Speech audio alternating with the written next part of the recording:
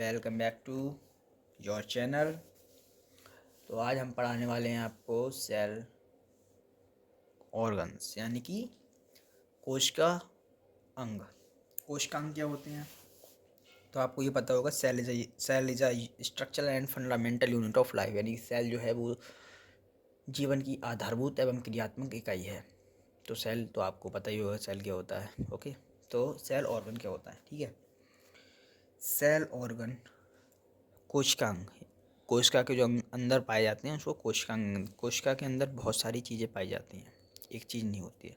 तो सबसे पहले हम बात करते हैं कोशिका झिल्ली की, यानी कि सेल मेम्ब्रेन कह सकते हैं इसे, प्लाज्मा मेम्ब्रेन भी कह सकते हैं इसे। ठीक है, ये कोशिका झिल्ली ये सबसे बाहर की तरफ होती है। ठीक है, ये प्लांट और एनिमल यानी कि प्लांट सेल और एनिमल सेल में दोनों में पाई जाती है। कोशिका झिल्ली यानी कि प्लाज्मा मेम्ब्रेन दोनों में पाई जाती है, प्लांट सेल में और एनिमल सेल में दोनों में पाई जाती है। और इसकी यहाँ पे बात करते हैं कि ये किसकी बनी होती है, तो ये प्रोटीन की बनी होती है। जो जो सेल मेम्ब्रेन है वो प्रोटीन की बनी होती है।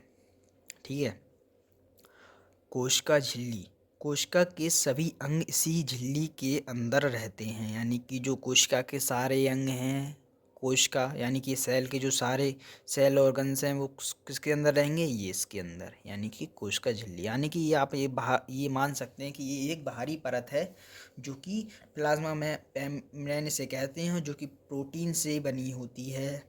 ओके, अब दूसरा पॉइंट है कोशिका भित्ति क्या क्या होती है, यानी कि cell wall. What is the cell valve?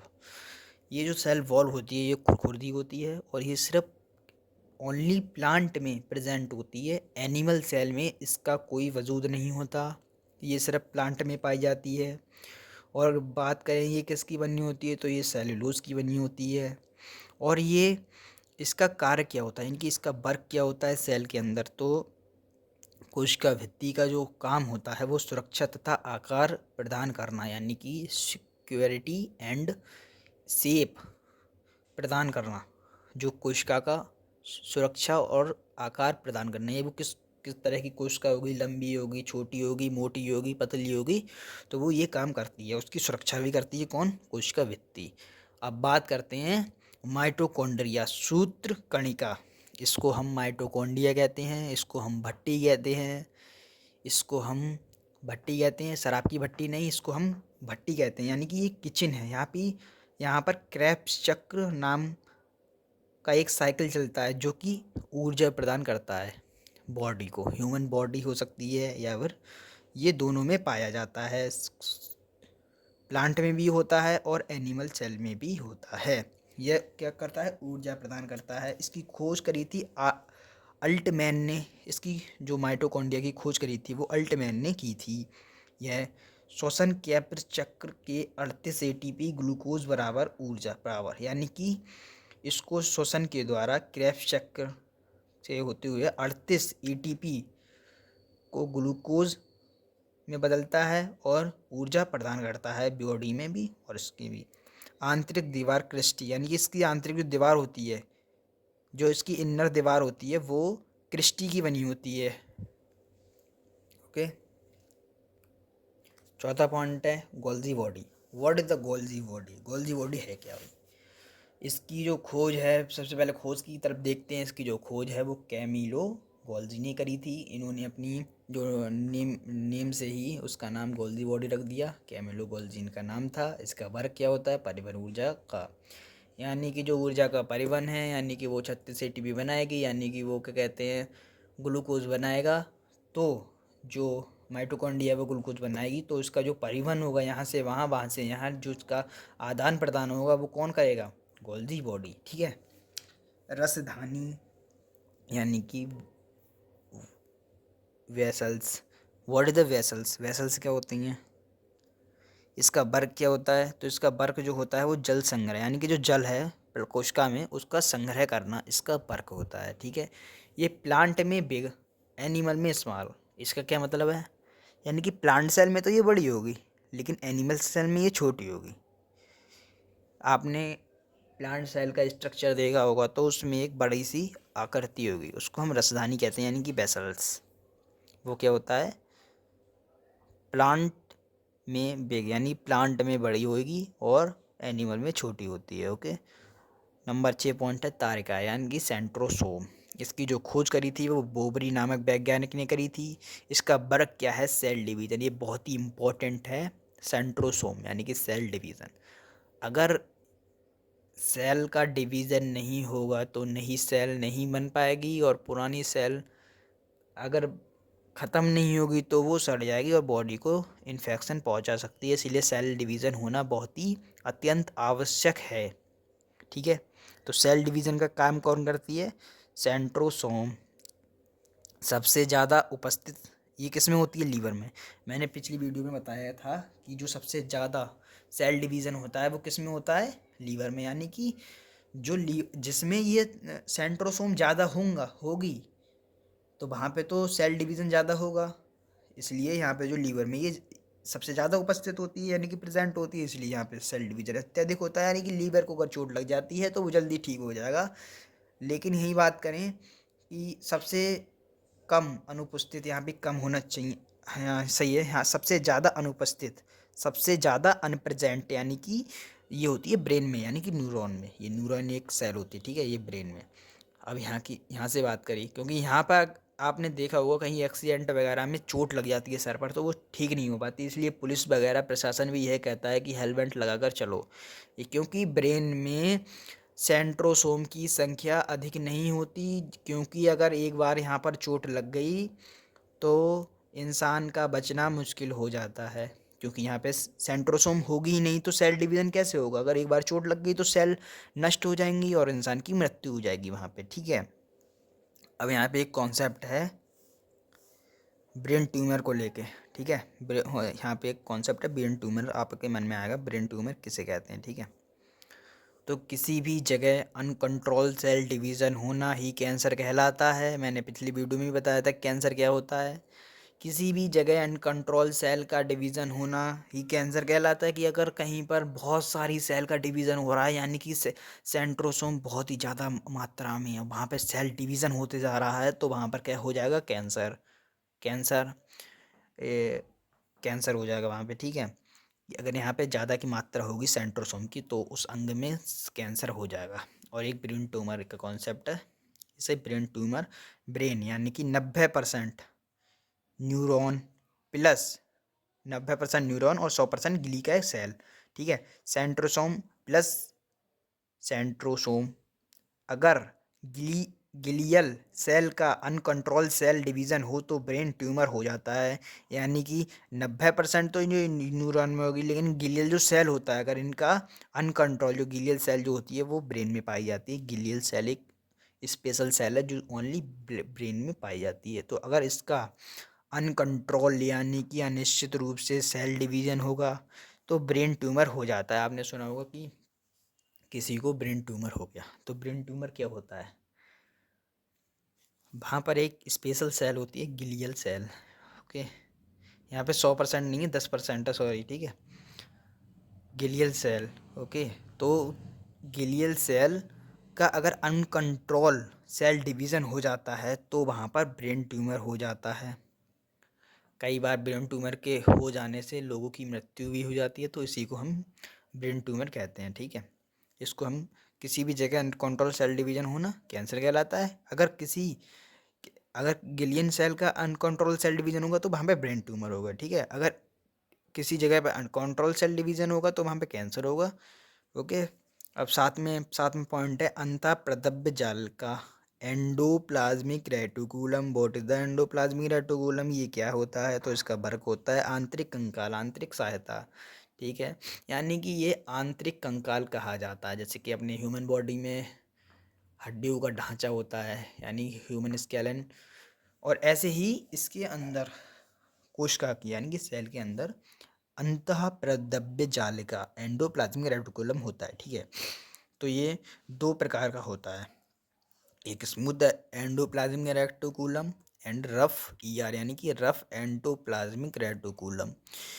इसका क्या काम होता है? स्मूथ वाले का इसका काम होता है वसा निर्माण, इसका वसा निर्माण, और दूसरे वाले का होता है प्रोटीन निर्माण, इसका होता है प्रोटीन निर्माण। ठीक है, जैसे कि ये जो चिकना चिकना दिख रहा है ये है स्मूथ, और ये इस पे पॉइंट बिंदी हुई लगी हुई है, ये है रफ, ये राइबोसोम, इसके ऊपर राइबोसोम होते हैं, ये एंडोप्लाज्मिक रेटिकुलम है, ठीक है। राइबोसोम का मेन वर्क क्या होता है, यानी कि इसका मुख्य कार्य क्या होता है, प्रोटीन निर्माण करना। इसका जो मुख्य कार्य होता है वो होता है प्रोटीन निर्माण करना, ओके, ठीक है। राइबोसोम प्रोटीन निर्माण करना, ओके, इसका जो मुख्य कार्य होता है राइबोसोम प्रोटीन। अब बात करते हैं राइबोसोम की। व्हाट द राइबोसोम, इसको इसका ये क्या होता है, इसको हम प्रोटीन की फैक्ट्री भी कह सकते हैं, क्योंकि ये प्रोटीन का निर्माण करता है। ये एंडोप्लाज्मिक रेटिकुलम के ऊपर होता है, तो यही तो प्रोटीन का निर्माण करता है। वर्क प्रोटीन निर्माण करना, प्रोटीन फैक्ट्री भी कहते हैं, ओके। सैड मेंशन कॉफिशेंट, ये यानी कि जो राइबोसोम होता है वो दो प्रकार का होता है, two types, 70S and 80S। 70S जो होता है वो छोटा होता है, 80S जो होता है बड़ा होता है। 70S जो होता है वो प्रोकैरियोटिक सेल में पाया जाता है, और जो 80S जो बड़ा वाला होता है वो यूकैरियोटिक सेल में पाया जाता है। सेल दो प्रकार की होती हैं, प्रोकैरियोटिक सेल और यूकैरियोटिक सेल, ओके।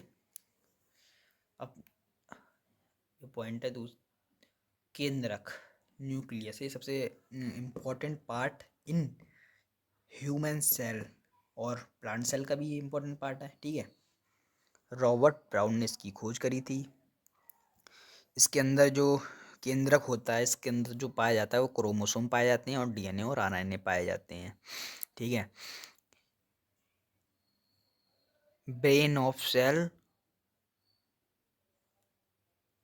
प्रोटीन इसमें 80% होता है और डीएनए इसमें 10% होता है, यानी कि brain of controller, brain of controller, यानी इसे ब्रेन ऑफ कंट्रोलर भी कह सकते हैं, यानी कि व्हाट इज द न्यूक्लियस, ठीक है। तो न्यूक्लियस क्या होता है, जो ब्रेन ऑफ कंट्रोल, एक ब्रेन की, जैसे मान लो माइंड है, तो माइंड को बॉडी है, बॉडी का जो सारा फंक्शन होता है उसको कंट्रोल करता है माइंड, तो इसका होगा ब्रेन ऑफ कंट्रोल, यानी कि इसका जो ब्रेन होगा वो होगा केंद्रक, nucleus, okay. Ribosome, what is the ribosome, तो लाइबोसोम क्या है, इसकी जो खोज करी थी वो डी डोडेनी की थी। इसका जो काम है वो जल अपघटन एंजाइम, हाइड्रोलिक एंजाइम, जल का अपघटन करता है, ये जल का अपघटन करता है ये, ठीक है। और ये कोशिकीय पाचन, यानी कोशिकाओं जो क्या कहते हैं, जो सड़ी गली कोशिकाएं हैं उसका जो पाचन होता है, मान लो कोई कोई कोशिका हो गई वो ख़राब हो गई तो उसका निकालना भी ज़रूरी है, तो वो उसको जो कोशिका होती है, यानी सेल डिवीजन होता है, जैसे एक सेल है तो दूसरी सेल बन गई, और जो पुरानी वाली सेल है उसका क्या करेंगे हम, अगर वो ऐसी ही पड़ी रही तो हमारी बॉडी जो होगी, बॉडी में इन्फेक्शन हो जाएगा, तो उसका जो पाचन होगा वो कोशिकीय पाचन जो करेगा वो लाइसोसोम करेगा। सुसाइड बैग, इसे सुसाइड बैग भी कहते हैं, यानी कि आत्महत्या की थैली। अगर यहाँ पर जैसे कि कोई सेल मर गई, सेल कोई डेड हो गई है, तो उसको डिकम्पोज भी करना ज़रूरी है, डिफ्यूज़ भी करना ज़रूरी है, यानी उसको ख़त्म करना भी ज़रूरी है, डिकम्पोज। तो उसका जो ख़त्म करेगी तो वो लाइसोसोम करेगा, ठीक है। वो लाइसोसोम के पास जाएगा, लाइसोसोम उसमें अंदर उसमें उसके अंदर बुला लेगा, और वो कोशिका ख़त्म हो जाएगी, यानी कि वो सेल, ये इस ये सेल मार, इसको एटम बॉम्ब भी, ये एटम बॉम्ब ऑफ सेल, यानी कि एटम बॉम्ब भी कह सकते हैं, यानी कि ये सेल के अंदर एटम बॉम्ब का काम करता है, कि अगर कोई सेल ख़राब हुई ये फट जाएगा, सेल खराब तो कोशिकीय पाचन, इसका कोशिकीय पाचन हो जाएगा, कोशिका ख़त्म हो जाएगी, और सुसाइड, ये थैली भी है, यानी कि ये कोशिका के अंदर आत्महत्या की थैली का काम करती है, यानी कि ये जो है बहुत खतरनाक है, कोशिका को ख़त्म करने के लिए बहुत ही ज़रूरी भी है, खतरनाक भी है कोशिका के लिए। आरबीसी में लाइसोसोम नहीं होता है, जो आरबीसी रेड ब्लड सेल्स होती हैं उसमें लाइसोसोम नहीं होता है, इसीलिए यह प्ली प्ली प्लीहा तिल्ली में पाया जाता है, इसीलिए है पाया जाता है, ओके। आरबीसी जो रेड ब्लड सेल्स है उसमें लाइसोसोम नहीं होता है, ओके, ये इस बात ध्यान रखने की है। अब जीव द्रव्य, जीव द्रव्य क्या, व्हाट इज द जीव द्रव्य, यानी कि क्लोरोप्लास्ट, क्लोरोप्लास्ट, ठीक है। क्लोरोप्लास्ट क्या है, प्रोटोप्लस प्लाज्म, यानी कि प्रोटोप्लस प्लाज्म, ओके। ये कहलाया क्लोरो कलरलेस, ये कलरलेस होता है, ये प्रोटोप्लस यानी कि प्रोटोप्लाज्म। ठीक है, साइटोप्लाज्म भी कह सकते हैं कोशिका द्रव्य के लिए, और जीव द्रव्य भी कह सकते हैं। यह सबसे इम्पोर्टेंट है जीव द्रव्य कोशिका के लिए। यह आधारभूत सन इकाई है कोशिका की। ये इसमें 80% जल होता है। न्यूक्लियस प्लाज्म, इसके दो पार्ट हैं, साइटोप्लाज्म और न्यूक्लियस प्लाज्म। साइटोप्लाज्म कोशिका के अंदर होता है, न्यूक्लियस प्लाज्म यानी कि इस दोनों को मिलाकर कहते हैं प्रोटोप्लाज्म। इन दोनों को मिलाकर कहते हैं प्रोटोप्लाज्म। ठीक है, तो सारे सारे कॉन्सेप्ट हो गए हैं, और सारे ही कोशिका के अंग इसमें पढ़ा दिए गए हैं, और आप एक बार इसको रिवाइज करें। ठीक है, एक बार मैं दोबारा दिखा देता हूँ। राइबोसोम, केंद्रक, लाइसोसोम, जीवद्रव्य। ठीक है, ये सेल, ये पूरी सेल है, इसके अंदर न्यूक्लियस होगा, ये सेल मेम्ब्रेन होगी। ठीक है, ये न्यूक्लियस है, इसका न्यूक्लियस प्लाज्म होता है, और ये इसके अंदर होता है साइटोप्लाज्म। ठीक है, इन दोनों को मिलाकर, पूरे को मिलाकर कहते हैं प्रोटोप्लाज्म जीव द्रव्य। ठीक है, जय हिंद, जय भारत।